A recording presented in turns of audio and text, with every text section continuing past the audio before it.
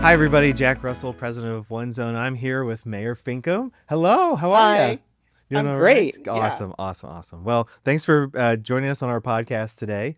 I thought what we would talk about today is really around community sounds and good. the exciting things that are going on in our community and being a chamber of commerce. I thought maybe the first thing we could talk about that I think was really a priority when you became mayor and you've really wanted to be innovative and creative to transform how we connect with small businesses. And I think you've just done a fantastic job of that. But for those that maybe have never even heard of it, what you're doing with the Carmel Small Business Network, I don't want to steal any of your thunder, but uh, but it has continued to grow, Yeah. especially this year. We've seen a lot of uptick in that, and I think that's because of you and your team of really engaging small businesses. So I thought let's talk about Small Business Network It's and great. some of the exciting things that you've been able to put together this year so far. I think it's been awesome. So Well, thanks for the tee up on that because yeah, yeah, small business is important. yeah, I'm preaching to the choir here, but yes, 80 to 90% of small businesses are moms and pops in a local environment, yeah, and we want to celebrate that and lift them up and make sure they're as successful as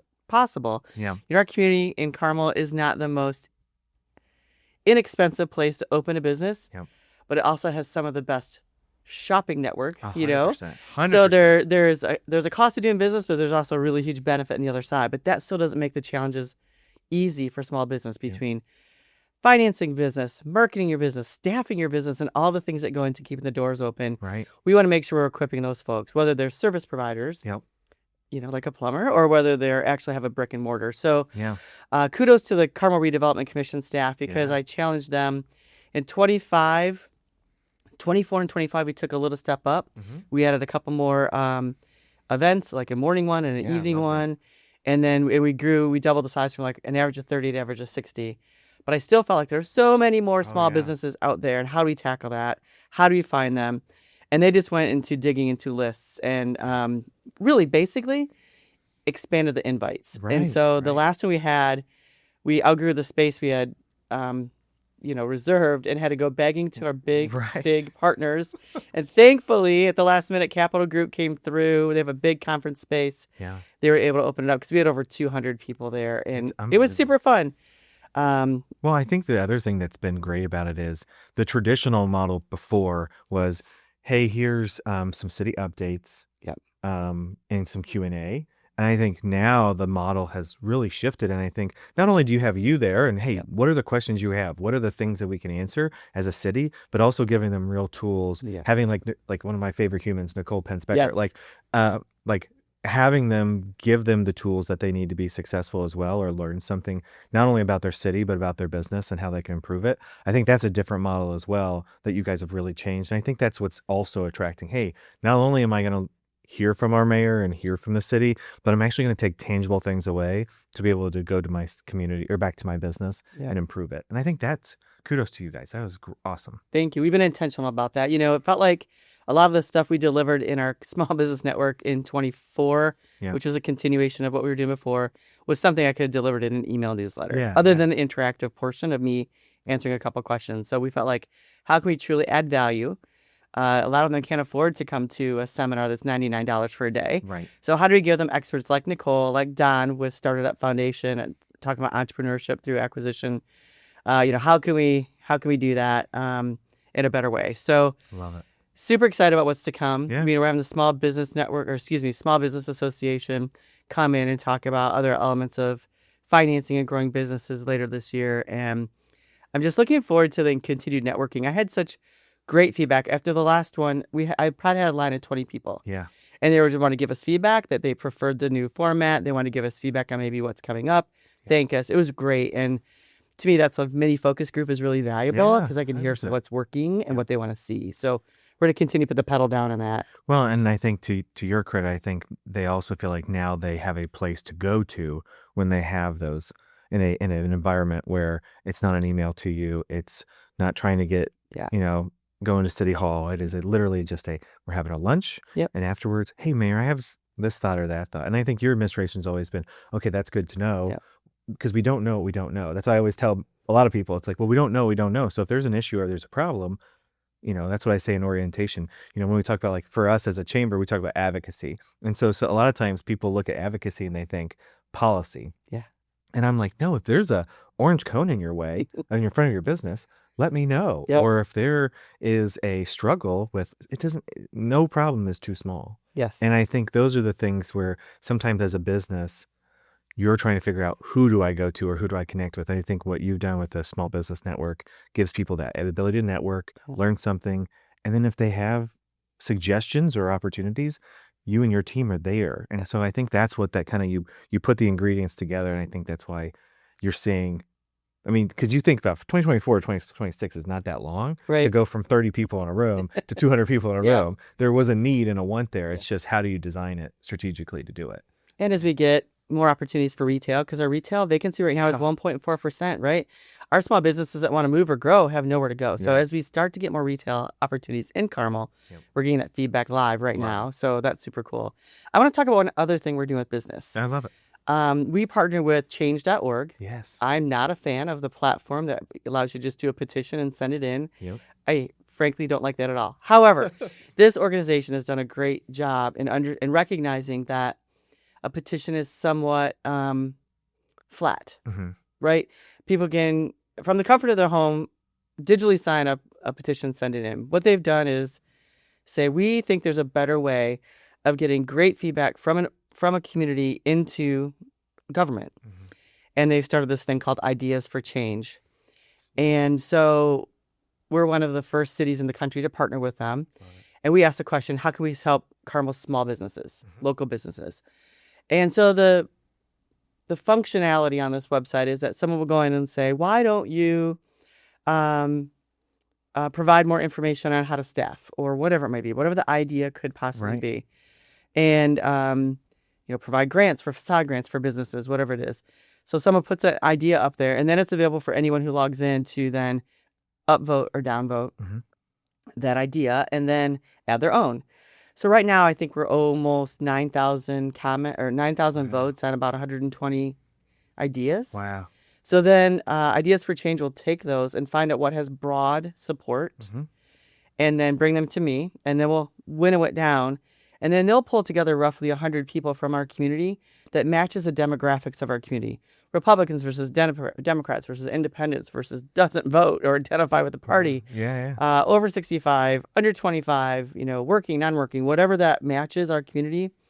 We'll put them in an anonymous online room and then vet these ideas a little more, kick them around, and then come up with really ideas and action plans that I can consider. And I love that. Yeah.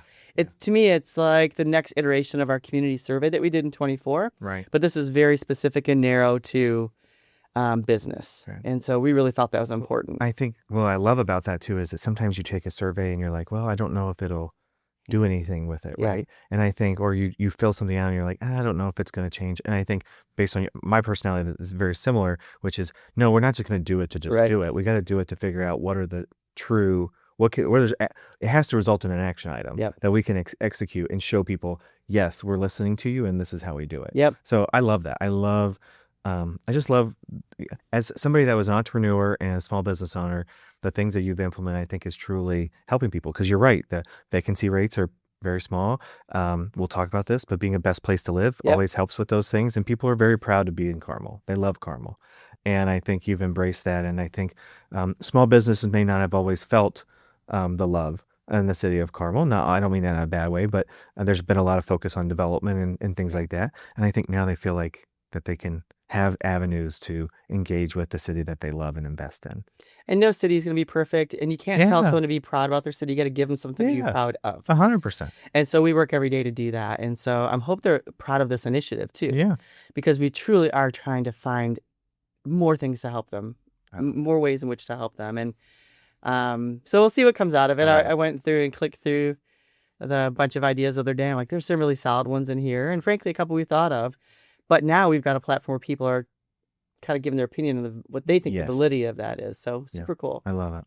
Well, I'm going to go to our kind of another topic is you just did, I believe the Indy Chamber does meet the mayors. Yeah. And so I want you to talk a little bit about the value of that and why it's important to be with the other mayors and have those conversations.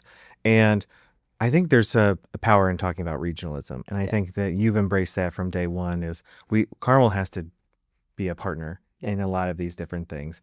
But it's always a fun event to go to because if you've seen one city, each city has its own problems, has its own values and strengths. And so just a little bit about how that event went and the value that you find when it comes to working with other mayors. I mean, you've done this not only here, but I've seen, across the country and how that's been valuable to you in your city. So, First off, it's super fun. yes. And I really appreciate all the work the Indy Chamber puts into it Yeah. because it's a big event. And if you can imagine, you've had the 4 mayors of Hamilton County on the stage. Now, make that 10 or 12. Yes. Because I understand the headache. Yes. Everyone loves the microphone. So we love to get up there and talk about our cities, Yes, first and of foremost. We love to get up there and represent the great things that are happening in each of our localities. So that is fun for all of us. Yeah. That's our number one job, is to promote the communities that we are so blessed to be able to lead.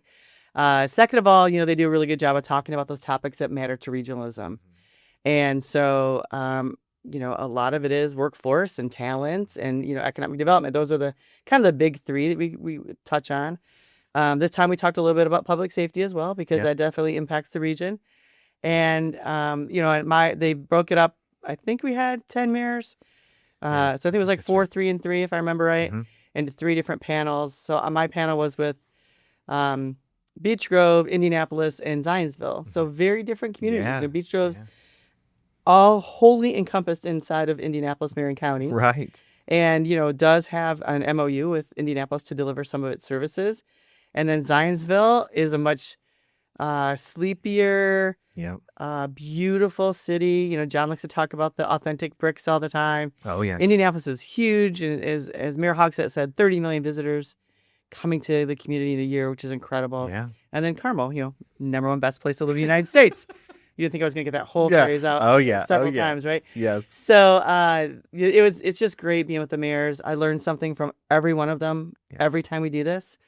And whether it be in preparation or how they deliver a line, or whether it be what it is about their community, how they interact on the stage, it's all good. So it's a lot of pressure. Yeah. But it's a good pressure. Yeah. I always give, this event, I always give you guys kudos as mayors, but the biggest event that I give mayors kudos on for the amount of time that they have to talk about their city is when I go to the 500 Festival. And you have what is it, like 20 seconds? Yeah, 15. Jensen took 90. So we were giving him a hard time the other day, and he said, I think it was something like time is relevant. But, I feel like it is hard to talk about. And because I think we had 90 mayors across that stage. Yes. Yeah. So 90 mayors times 15 seconds. That's a long segment of time. Yes. But that's another great event that I really look forward to. Yes. I'm always so, because we all love our cities, especially when you're the mayor of a city. And so I'm always fascinated by each one of you have to go up there and you get 15 quick seconds. And I'm like, gosh, good for you guys. Because I probably do a little bit of a Jensen and probably do the same thing where you want to talk about your city for a whole minute. But it's super hard. I love My first thing is just don't trip up the steps. Yeah, yes. Don't trip. Hi, I'm Sue from Carmel. Yeah, because they're like moving you guys pretty quick. No, I love that. Well, I think the reason why that's a very popular and successful event is because not only do people want to hear about their own hometown or their own things that are going on, but how are we all working together to solve these things? Because we've talked about this many times. We talk about it in meetings. We hear this on other podcasts and things, but we do have to understand that our region is competing with other regions, and there are other regions that are doing really, really, really great things. And you have to make a choice. You have to make a decision on, are you going to be the Columbus, Ohio's and the Nashville's, or there's other regions where they are not doing what you want them to do. So I think that's the big thing that is so powerful about that is we as a region have to work together. Yeah. And I think that's a huge part of it. And even just economic development, for those who aren't familiar with how that works, a site selector may get hired, or an economic development professional may get hired by a company who's expanding or looking to relocate potentially their headquarters. Yep. And so the first thing they do is they're given a set of criteria, whether it be cost of utilities or access to a certain type of talent, like a tech talent, or whether it be cost of living, tax, implications. Yep. So they give this criteria, and the first thing they do is plug it into a computer and go, oh, well, these 6 regions in the country, and maybe they exclude a state. Like, we don't want to go to Florida because of hurricanes. Okay, so they narrow it down. So, okay, these 6 regions or states seem to fit this criteria, Right. then the site selector and economic development professional then starts to, take a polish to it and say, okay, well, within Indiana, Yep. it looks like central Indiana, the Indianapolis region, really fits this criteria. Then they start talking to the region and then start looking at individual cities. Yep. That's where we can compete. But to first Right. get them interested in Indiana or Carmel, Yep. they got to have Indianapolis bigger region on scope. their mind. Yep. And so that's why it's super important from an economic development standpoint. And then from a family perspective, a lot of times the CEOs and the C-suite are making the decision. They may have kids that go to schools. Yep. They may have kids that are in college. They may not have any children yet, and they may just want recreation. And so there's a lot of times a personal bias. So having that high quality of life Yep. is usually very attractive for a C-suite as well. Well, which leads me to my next thing, Yes. which is being the number one city to live. Yay. And Let's say that again. yeah, number one city to live. But I think that those things matter. And I think Yeah. we sometimes, because we live here and we're a part of it, I think sometimes we see those things. We can celebrate them, but we don't realize the impact. I hear so many people, like whether it's from Chicago or across the country, where like, well, I kind of just Googled best places to live. Yes. And that's impactful when we're trying to attract talent. We're trying to attract the right talent and people. The best places to live is huge. Yes. So let's talk a little bit about being the best place to live. First of all, super proud. And I want to give Yes. kudos to our staff because Yes. without them, this doesn't happen. Yep. And also kudos to Fishers and Noblesville, who are also in the top 20. Yes. And so, again, we talk about regionalism. Having 3 cities in the top 20 best places to live in the country is incredible. And so, we are a magnet county. Yep. And if people look for best places to live online and find Carmel and they get here, we have a challenge with housing, but they may find Noblesville, they may find Westville, they may find Fishers, Zionsville, Indianapolis. So Yeah. it's great for the region no matter what. 100%. And, we're proud of this one because this is the big dog. Yes. News and World Report, right? Yes. And so this is something that, and I also want to clarify, this isn't pay to play. Right. We don't right. write a check like, we see this on social media. Oh, you wonder what that cost us. Right. Zero. $0. Other than the millions of dollars we put in parks and trails and infrastructure and roundabouts and Right. artwork and, incredible opportunities for our small businesses. That's what it cost us. Yeah. Yeah. I love that. So anyway, it's a great honor. And I think, getting back to your original question, the impact is that we'll get more at-bats for economic development opportunities. We'll get more people looking at us to move here. Yep. Either when they're trying to flee an area they don't like or whether they're just, trying to follow their kids when they Yes, have relocated 100%. or whatever. So we're excited about what that'll bring for the next couple of years Yeah. as well. And it's just that's what from a chamber of commerce, it's so awesome for us. Wish I had a different word than awesome, but that's the word I want to use. Is being able to, for us, even for OneZone, having the number 1 and the number 2 best Yeah. places to live feels pretty good when it Yeah. comes for us. But it's because 100% because of the stuff that you just said, is that the years of investing in our community, back into our community, building a sense of place, building a sense of purpose, and people being proud of where they live. Yes. And so for us in Carmel, it's so awesome. But I think sometimes we look at that, and I love that we've set this standard as, yes, of course it is. Of course it's the best place to live. And I love that around people. Like, that doesn't surprise me. Like, Yes. that feels good. And I'm sure that feels good as the mayor. But when you're number 1, I just think sometimes we look at that and we go, that's great, but there is a huge impact that makes. And so especially being in the thing it was in, that matters. And does. so anyway, I just wanted to say congratulations, number 1. Thank But you. number 2, I wasn't not going to bring it up in a podcast that you're number 1 place to live. But I think that it's more important that people that watch this understand the value of that and the importance of that. True. And you and I had a side conversation before we started recording about how fun it is to watch these folks from all around the world come to the U.S. for the World Cup. Yeah. And I think there's a similar feeling for our residents Yeah. when they're seeing all these comments online about, wow, this looks like an incredible place to live. Yeah. I know I get great joy in talking to somebody at Midtown or on Main Street or Yeah. in a restaurant where they're like, or just someone stopped me on an airplane because I was wearing a branded gear. Yeah. And who said, oh my gosh, I just visited your community, or I just got here and this place is like unbelievable. Right.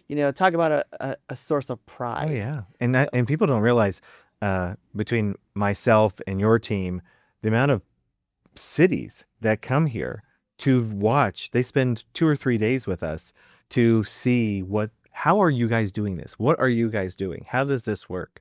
My favorite one was when our friends in Fort Wayne came down to visit, and the lady that was running it goes, so um, the city said that we're going to be in the arts and design district, then we go to Midtown, then we go to City Center. How is that possible to do it all in one day? And I go, well, can you walk like a mile and a half? Because if so, we can show you all of it pretty quickly. And I think that's like that. That was one of those senses of that when you talk about pride and senses of that. Like I feel that way when it's like when I just went to Madison, Wisconsin for our IOM, which is our national conference, and I said, hi, I'm Jack. I'm with OneZone in Carmel, Indiana. And they're like, oh my gosh, I blah blah. Oh, we love. Oh, you're the number one plate. And these are other chambers from across the country, and some of them the world. And they're like, they all knew who Carmel, Indiana was. They were like, yes. Oh, that's we strive to be that. One person literally said, I can't remember what community. I won't call them out on it. But one of them said, you are literally one of the communities that we try that we keep on our who do we want to be when we're a city. That's awesome. I've been mayor since I've been mayor every year, and he is friends with Jim Brainerd as well. Yeah. So every year he texts me, congrats, because we're always a couple above him. So this year was like, hi, number 7 here. Congrats to number 1. I love that. Yeah, it's super fun. I love that. And again, just fantastic for our community. Yes. Well, the last thing I really want to talk about is what you're excited for as we look ahead. We're headed, believe it or not, I think we're like getting towards, like the end of June. So now we're going out. It was just crazy. Like next week's 4th of July. So, we're at the end of June. We're going into the summer. What are you looking forward to when it comes to the second half of the year? First and closest to us is the World Cup. Yes. And so I'm excited about the fact that we have Midtown packed, and I'm literally looking online last night to how can I rent another big screen to have another viewing area. So I don't know if we'll find one, or that we can afford one if we find it. But I felt like this is great. It's an injection of pride, national pride in our community. Yeah. And so I love that. So we've got hopefully a few more games for the USA to conquer. Yeah. So I'm looking forward to the activations around those. Also, we've got just so many fun concerts and stuff. We've got Carmel Fest around the corner. Yeah. We've got Artimobilia, which will be bigger and better than ever. Yeah. We're trying to do some things to increase activation in our Carmel International Arts Festival and Fair that we have. That's so great. Porch Fest coming up. So all those I just really look forward to. Yeah. The fall is very, very busy. And then, we start into we're finalizing our budget stuff, which is more challenging this year than it's ever been. But we'll get there. We'll get through it. And now without hard decisions, but that's okay. We know how to take care of Carmel. And we just have to get through the tough conversations and keep that rolling. I'm looking forward to a couple economic development initiatives we have in the hopper. We have a couple corporate headquarters that are seriously looking at Carmel that we're trying to secure those movements here. I wish I could tell you all about them, but I can't. Yes. And then, we're still working on that CNO property.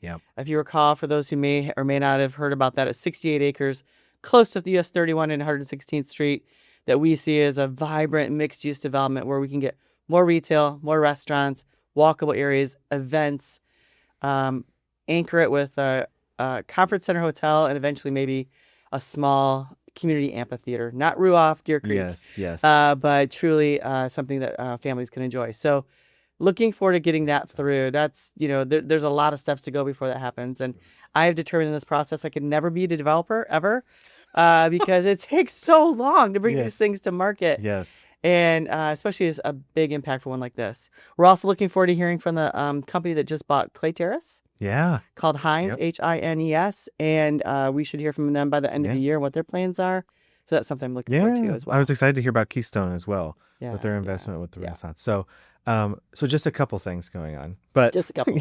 Well, as always, just a couple of things. But I just want to say thank you for being on the podcast. Truly appreciate it. But I thought, having conversations around our community was kind of my theme for today. The things that are going on and the impact that they play. Because everything that we do, not only does it affect our residents and things like that, but a lot of even the larger scale affects our region, affects the things we do across the state. So I have 2 more things. Can I mention the really of hot course, quick go hits? ahead. First of all, we were proud to announce yesterday that it's Songbird City. Oh, yes. Not I saw Songbird City. Songbook City. Yeah, Songbook City. I saw that. I was just communicating with the lady who owns Songbook Social this morning. Yeah. So anyway, Songbook it's City. I Songbook love that. City. Yes. And I'm just so proud of the Great American Songbook. That was their idea.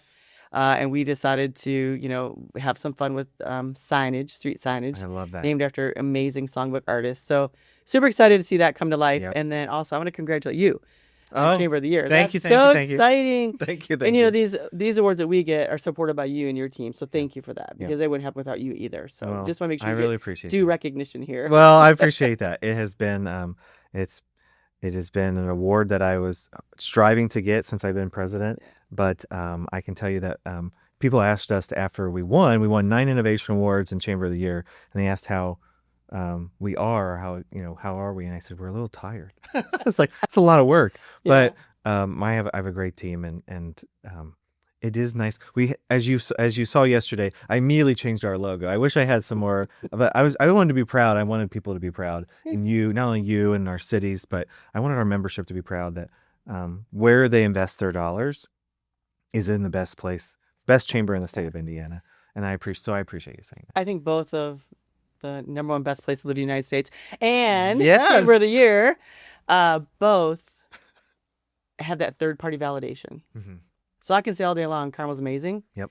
And you can say all day long, we got a chamber that, does incredible work well beyond our, the budget that you have. 100%. But until you have that third party validation that comes in and says, wow, they're doing great work, sometimes people don't recognize what's right in front of them. Yep. And so it's not about the awards to say, atta girl. It's about the awards to say, look, my 700 employees are killing it. Yep. And 100%. Your team of how many? 5. I was going to say 6. Yeah. 5 are just doing great work. And so, again, I think for our employees, yes, it's just wonderful recognition. Yeah. And ours is not pay to play. Exactly. Ours is a lot of work. I think people don't realize, like, it is graded by peers or, chambers from across the country. It's not just we like Jack, so let's just, no, it is, the document I submitted this year was 56 pages of financials to strategic plans to things like that. And so what I love most about our team is, okay, how do we win the next one? How do we win the National Chamber of the Year? How do we win those type of things? Because like you said, it's not an us thing, because like for us, we're 100% membership driven. So tomorrow, if our members didn't pay and said, you know what, this isn't for me anymore, we'd all have to leave. We'd have to go find new jobs. 100% of our focus is on membership, 100% of your focus on your community and how do you make it better. And it's funny, and I'll kind of, I won't get on my soapbox, but at Madison, they were like, how do you guys do it? How do you guys do it? And I said, I think what's powerful about Hamilton County as a whole is that we all don't have to agree with each other, but we all understand, we all have a common goal. We have a common focus. And when we're strategic, all of us are strategic on the focus. That's what makes us great. We know that we can pick up the phone and talk to people. Like, I had some cities that don't, like, city that can't talk to their schools, or a city that can't talk to a neighboring city. And I'm like, then you're never going to be successful. Right. Because number one, if you can't talk to your schools, it's one of your greatest assets. If you can't talk to your other cities around you, what are you doing? How can we all strive to get better? Yeah. I said, I think that's what makes Hamilton County so great, is that the leaders at the top, one of the phrases I heard a couple weeks ago was, your ego's not your amigo. and which I really want to make a t-shirt or something. but I truly feel like Hamilton County, that is kind of our mantra, is, yes, are we all trying to make our cities better? Yes, are we all, in some form, there is some competition to it, but we are all striving towards the same thing. And when you get a large group of people that are elected bodies, especially elected bodies, that understand where the boat's going and how do we continue to get better and how do we challenge ourselves, that's like our secret sauce that's really hard for other communities to figure out. But once you figure it out, and your relationship with the other mayors and other elected officials, we work very close with our state officials. Like, I feel like ours are pretty good and we can have conversations with them. It's amazing how much you can get done. Anyway, I don't want to get on my soapbox too much, but it's a powerful thing when we can all work together. Yep. So anyway, I said I wasn't going to get my soapbox, but there you go. But Mayor, thank you so much. Thank you. Appreciate it. And we'll do this again. Sounds good. Always fun. Thank you.